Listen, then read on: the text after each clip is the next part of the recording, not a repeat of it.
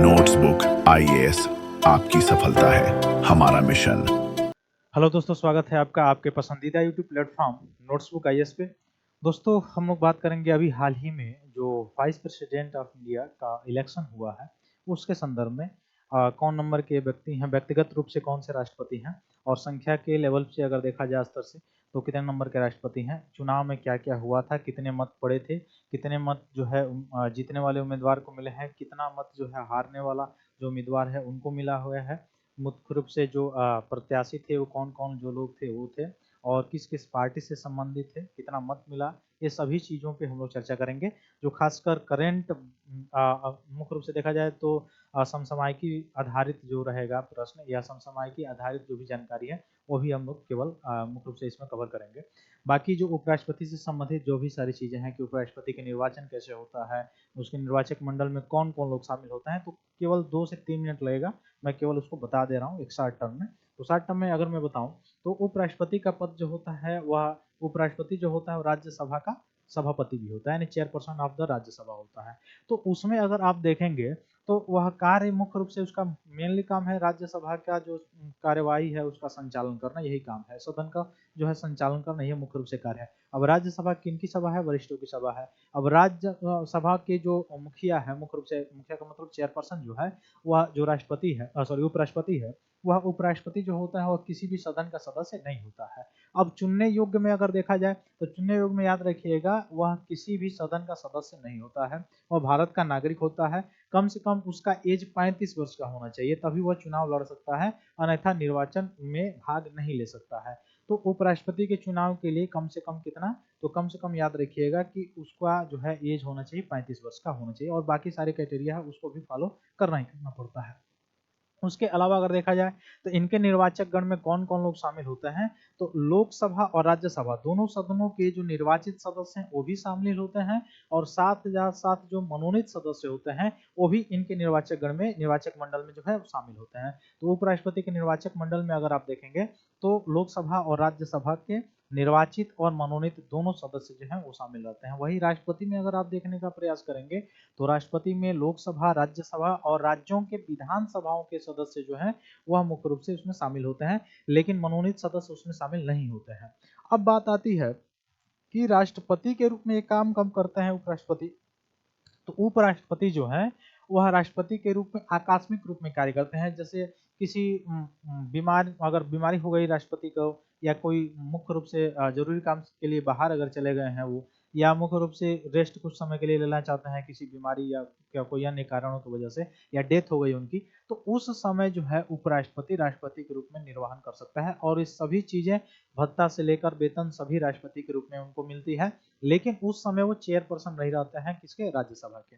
अब राज्यसभा के चेयरपर्सन के रूप में जब उपराष्ट्रपति रहते हैं, वाइस प्रेसिडेंट रहते हैं, जिसको राज्यसभा का सभापति कहा जाता है, तो सभापति के रूप में जब वो रहते हैं तो चूंकि वो किसी सदन का मेंबर है नहीं, तो केवल बराबर के मत में वोट कर सकते हैं, यानी न्यायिक निर्णय दे सकते हैं। ऐसे में वह मत देने का उनको मुख्य रूप से अधिकार नहीं है। सदन में जो है बैठने का अगर देखेंगे तो सदन के संचालन करने में उनका अधिकार है, लेकिन मत देने का अधिकार नहीं है। ठीक है।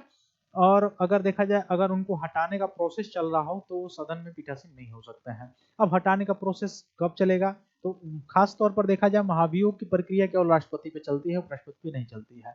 तो ऐसे सामान्य तौर पे अगर देखा जाए तो जो उपराष्ट्रपति हैं आपके, उनको उन पर अगर उनको हटाने की उनको अगर प्रक्रिया चलाई जा रही है तो उसमें क्या होता है, रिमूवल के जो प्रोसेस होते हैं उसमें क्या होता है, तो उसमें जो लाना पड़ता है प्रस्ताव वो राज्यसभा में लाना पड़ता है और लोकसभा के सामान्य सहमति से, यानी राज्यसभा के 2/3 और लोकसभा के 50% प्लस 1 यानी सामान्य सहमति से बिल पारित होता है, तब वो मुख्य रूप से क्या हो जाते हैं, अपने पद से हट जाते हैं। और ऐसे अगर सामान्य तौर पर देखा जाए तो वो त्याग पत्र भी दे सकते हैं। जैसे अभी हाल ही में जगदीप धनखड़ जी जो थे, सॉरी, वह मुख्य रूप से देखा जाए तो क्या किए थे, अचानक वो त्याग पत्र दे दिए। तो त्याग पत्र किनको देंगे, राष्ट्रपति को देंगे, तो वो राष्ट्रपति को त्याग पत्र देंगे। इवन राष्ट्रपति को भी त्याग पत्र देना होता है तो उपराष्ट्रपति को ही देते हैं। अब इन दोनों लोगों में जब लोग कोई उपस्थित नहीं होता है तो सर्वोच्च न्यायालय के जो मुख्य न्यायाधीश होते हैं या वरिष्ठ न्यायाधीश होते हैं वह राष्ट्रपति के रूप में कार्य करते हैं। लेकिन राष्ट्रपति का कार्यकाल पूरा हो गया हो 5 वर्ष का, उसके बाद से निर्वाचन हो रहा हो, यानी उस समय जो गैपिंग हो, तो उस समय उपराष्ट्रपति जो है राष्ट्रपति नहीं बन सकते हैं। उसके बाद से अगर देखा जाए अधिकतम उपराष्ट्रपति 6 मंथ के लिए ही राष्ट्रपति बन सकते हैं, उससे ज्यादा समय के लिए नहीं बन सकते हैं। और अपने वहां अगर देखा जाए, यानी भारत में देखा जाए, तो उपराष्ट्रपति का जो है पद होता है 5 वर्ष का होता है, और 5 वर्ष के कार्यकाल के बाद वह दोबारा भी नियुक्त हो, मतलब दोबारा भी उनका निर्वाचन हो सकता है, वह विजयी अगर होते हैं तो आइए हम लोग देखते हैं क्या क्या चीजें हुई थी। तो पहले थोड़ा सा आर्टिकल आप लोग देख लेंगे, ये कौन कौन से आर्टिकल हैं जो इम्पोर्टेंट है। तो देख लीजिएगा कि ये मुख्य रूप से किस भाग में है, तो भाग याद रखिएगा, भाग 5 में है। संविधान के भाग 5 में अनुच्छेद 63 से अनुच्छेद 71 तक आपको मिल जाएगा उपराष्ट्रपति से संबंधित। तो अनुच्छेद 63 में देखेंगे तो किससे रिलेटेड है, प्रेसिडेंट वाइस प्रेसिडेंट जो है उनसे रिलेटेड है उपराष्ट्रपति के रूप में। अनुच्छेद 64 जो है वह चेयरमैन ऑफ द राज्यसभा के रूप में, राज्यसभा के जो सभापति हैं उनके रूप में, अनुच्छेद 64। और एक्ट एज ए प्रेसिडेंट, जब वह राष्ट्रपति के रूप में कार्य करते हैं, उसका वर्णन अनुच्छेद 65 में लिखा गया है। उनका निर्वाचन कैसे होता है वह अनुच्छेद 66 में लिखा गया है। उनकी टर्म ऑफ ऑफिस माने कार्यकाल की अवधि क्या है वह अनुच्छेद 67 में लिखा गया है। अनुच्छेद 68 में आप देखेंगे तो time to fill the vacancy, कितने समय के अंदर उनका जो है पद खाली है तो भरा जा सकता है, उसके बारे में लिखा गया है।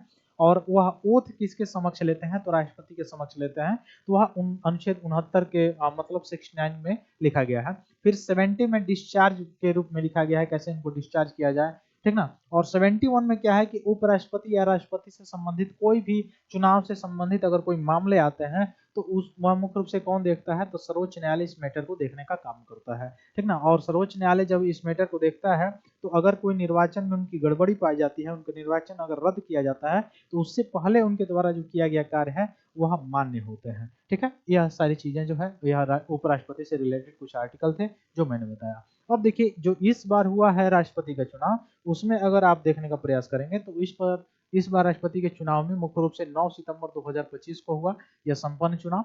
ये दो उम्मीदवार थे, एक जो है सीपी राधाकृष्णन और एक बी सुदर्शन रेड्डी। तो ये दो उम्मीदवार इस बार थे उपराष्ट्रपति के चुनाव में, कौन, सीपी राधाकृष्णन और बी सुदर्शन रेड्डी। तो ये बीजेपी से थे, एनडीए गठबंधन से इनको उम्मीदवार मुख्य रूप से लाया गया था उम्मीदवार के रूप में। और इनको जो है बी सुदर्शन जो रेड्डी जी है वह इंडिपेंडेंट इंडिया गठबंधन जो है वह लाया था। ये तेलंगाना से बिलोंग करते हैं, तमिलनाडु से बिलोंग करते हैं। अब इनमें देखा जाए तो जो सीपी राधाकृष्णन जी जो थे वह उनको वोट मिला 452 और इनको जो है 300 जो है वोट मिला, यानी वोट परसेंटेज इनको 60.10% मिला, जबकि इनको 39.90% वोट परसेंटेज मिला। तो इस तरह से ये जो है यह उपराष्ट्रपति के रूप में निर्वाचित हो जाते हैं, कौन, सीपी राधाकृष्णन। तो इस समय वर्तमान में जो उपराष्ट्रपति हैं वो कौन है, सीपी राधाकृष्णन है। नए जो नवनिर्वाचित जो उपराष्ट्रपति हैं वो कौन है, सीपी राधाकृष्णन। अब सीपी राधाकृष्णन जी के बारे में थोड़ा सा देख लिया जाए तो इनका जन्म जो है 20 अक्टूबर 1957 को हुआ। इस समय इनका एज जो है 67 के आसपास है। और भारतीय जनता पार्टी के पहले यह मेंबर भी रह चुके हैं, और या फिर से एनडीए अलायंस जो है वो भी अलायंस में रह चुके हैं। इससे पहले ये महाराष्ट्र के गवर्नर भी रह चुके हैं 2024-2025 में उपराष्ट्रपति बनने से पहले। और इससे पहले जो है आप देखेंगे तो झारखंड के भी गवर्नर रह चुके हैं, तेलंगाना के भी गवर्नर रह चुके हैं। फिर लेफ्टिनेंट गवर्नर के रूप में रहे हैं मुख्य रूप से 2024 में। और प्रेसिडेंट रहे हैं अध्यक्ष के रूप में तमिलनाडु के भारतीय जनता पार्टी के रूप में। और लोकसभा के कैबिनेट में अगर देखा जाए तो मेंबर भी रहे 1998 और 1998 से 2004 तक। तो यह इनका मुख्य रूप से पोजीशन रहा है। 1998 से 2004 तक लोकसभा के मेंबर चुने गए थे। प्रेसिडेंट यानी तमिलनाडु के जो बीजेपी है वहां का अध्यक्ष चुने गए थे 2003-2006 में, 2003 से 6 तक रहे थे। लेफ्टिनेंट गवर्नर रहे थे वो मुख्य रूप से। उसके बाद से देखेंगे तो तेलंगाना के ये गवर्नर राज्यपाल नियुक्त होते हैं। उसके बाद से 23-24 में झारखंड के राज्यपाल नियुक्त होते हैं। और उसके बाद से आप देखेंगे तो यह महाराष्ट्र के गवर्नर अभी हाल ही में थे 2024-25 में, और तब ये बन गए हैं क्या इस समय, तो निर्वाचित हो चुके हैं उपराष्ट्रपति सीपी राधाकृष्णन। तो याद रखिएगा 17 अगस्त 2025 को डेट अनाउंस हुआ था। तमिलनाडु जो है यहाँ इस क्षेत्र से आते हैं। अब ये दूसरे जो इन उम्मीदवार थे जो मुख्य रूप से उप विजयी हुए थे उनका नाम था बी सुदर्शन रेड्डी। यह मुख्य रूप से तेलंगाना से आए थे। 8 जुलाई 1946, 79 का एज है इनका। एनडीए जो इंडिया गठबंधन है उसके ओर से, उस अलायंस की ओर से उठे हुए थे। इनके बारे में थोड़ा सा देखा जाए तो आंध्र प्रदेश हाई कोर्ट के मुख्य रूप से जज रह चुके हैं 1995 से 2005 के बीच में। और गुवाहाटी हाई कोर्ट में उसके बाद से जज रह चुके हैं। उसके बाद से सुप्रीम कोर्ट ऑफ इंडिया में चीफ जस्टिस रह चुके हैं गुवाहाटी हाई कोर्ट के। फिर सुप्रीम कोर्ट में पहुंचे थे 2007 से 2011 में। ये इनकी कुछ उपलब्धियां रही हैं।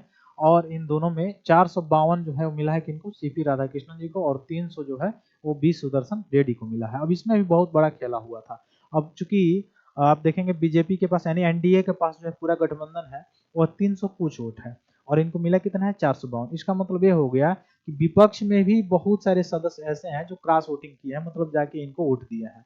तो विपक्ष जैसे इंडी गठबंधन मतलब समाजवादी पार्टी से लेकर कांग्रेस पार्टी, ऐसे बहुत सारी जो पार्टियों का एक गठबंधन है, अलायंस है, तो उनमें से भी बहुत सारे सदस्य निकल कर जो है ये इनको वोटिंग किए थे। तो इसलिए व्यक्तिगत रूप से ऐसे कैंडिडेट को ये खड़ा भी किए थे। तो ये सारी चीजें हैं इनसे रिलेटेड। अब आप लोग थोड़ा सा इस पर ध्यान दीजिएगा, यहाँ से पूछ सकता है। सबसे पहले जो उपराष्ट्रपति रहे थे वह सर्वपल्ली राधाकृष्णन जी रहे थे, जो 1952 से 62 तक रहे थे, लगभग 10 वर्ष रहे थे, ठीक ना, लगातार 2 कार्यकाल इनका रहा था। उसके बाद से जाकिर हुसैन जी, उसके बाद से वरागिर वेंकटागिरी जो है वो रहे थे, गोपाल स्वामी पाठक। अब इसमें से थोड़ा सा ज्यादा याद नहीं रखना है, बस आपको पहला एक याद रखना है, दूसरा याद रखना है, और फिर यहाँ से 10वां थोड़ा सा याद कर लेंगे। उसके बाद से 13 नंबर और 14 नंबर। तो 13 नंबर में अगर देखेंगे तो वेंकैया नायडू थे, 14 नंबर पे जगदीप धनखड़ थे, और ये जो अभी सीपी राधाकृष्णन जी जो उपराष्ट्रपति बने हैं, 15 नंबर के उपराष्ट्रपति ये बने हुए हैं। तो ऐसे संख्या में देखा जाए तो 15वें नंबर के उपराष्ट्रपति हैं। अगर आप व्यक्तिगत रूप से देखें तो 14वें नंबर के जो है उपराष्ट्रपति हैं, ठीक है। तो यह उपराष्ट्रपति से संबंधित कुछ तथ्य था समसामयिक जो इम्पोर्टेंट था। फिर मिलते हैं हम लोग अपनी अगली क्लास में, तब तक के लिए बहुत बहुत धन्यवाद दोस्तों, जय हिंद। हेलो दोस्तों, नोट्सबुक आईएएस आपकी सफलता है हमारा मिशन के तहत लाया है बेहतरीन टेस्ट सीरीज का कलेक्शन, जिसमें यूपीएससी और स्टेट पीसीएस के प्रीलिम्स और मेंस के टेस्ट सीरीज उपलब्ध है, वो भी लोएस्ट प्राइस में। तो आप आज ही अपनी सफलता की दिशा में आगे बढ़ने के लिए हमारे टेस्ट सीरीज सेंटर दिल्ली के मुखर्जी नगर और प्रयागराज के सिविल लाइंस के सेंटर पर जाकर टेस्ट सीरीज परचेस कर सकते हैं। आप अगर ऑनलाइन टेस्ट देना चाहते हैं तो आप डिस्क्रिप्शन में दिए गए लिंक द्वारा आप हमारे ऐप को प्ले स्टोर के माध्यम से डाउनलोड कर ऑनलाइन टेस्ट सीरीज परचेस करें और अपनी तैयारी को और मजबूत बनाएं। अन्य जानकारी के लिए आप दिए गए नंबर पर कॉल भी कर सकते हैं।